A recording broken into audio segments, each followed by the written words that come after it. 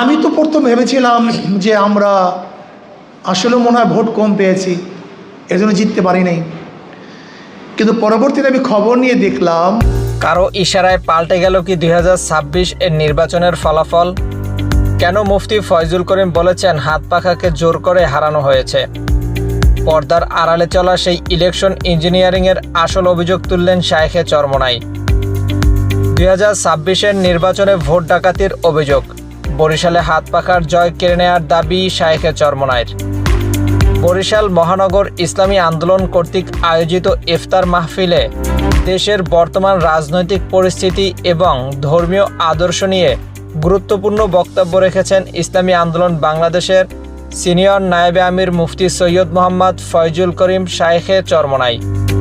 বক্তব্যের শুরুতেই তিনি পবিত্র রমজানের ফজিলত তুলে ধরেন এবং রোজাদারদের আমল সম্পর্কে সচেতন করেন। মিথ্যা বলা, গুনাহ করা, ওয়াদা খেলাফ করা, গান শোনা, গিবা শিকায়ত করা, এগুলো সব ইবাদতের খেলাফ।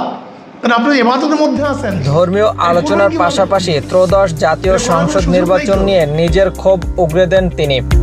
তিনি দাবি করেন নির্বাচনের জনগণের ভোটের প্রতিফলন ঘটেনি, বরং ব্যাপক ইঞ্জিনিয়ারিং ও কারচুপির মাধ্যমে ফলাফল পরিবর্তন করা হয়েছে। নির্বাচন হয়ে গেছে।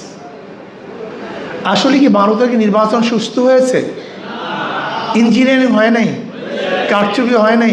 আমি খবর নিয়ে দেখলাম যদি ঠিক মতো ভোট গণনা করা হতো, ইঞ্জিনিয়ার না হতো, তাহলে আপনারা অনেক ভোট বেশি পেয়ে হাত পাকা বরিশালে জিততেন আপনারা। বক্তব্যের এক পর্যায়ে তিনি অত্যন্ত গুরুত্বপূর্ণ একটি তাত্ত্বিক বিশ্লেষণ তুলে ধরেন। তিনি বর্তমানে দেশের চলমান ইসলামের দুটি ধারার কথা বলেন। একটি হলো মদিনার ইসলাম আর অন্যটি তথাকথিত মডার্ন বা আধুনিক ইসলাম। তার মতে আধুনিক ইসলামের নামে সমাজে ধোঁকাবাজি ও আদর্শহীনতা ছড়িয়ে দেওয়া হচ্ছে। মদিনার ইসলামের মধ্যে মিথ্যা নাই, কিন্তু আধুনিক ইসলামের মধ্যে মিথ্যা আছে।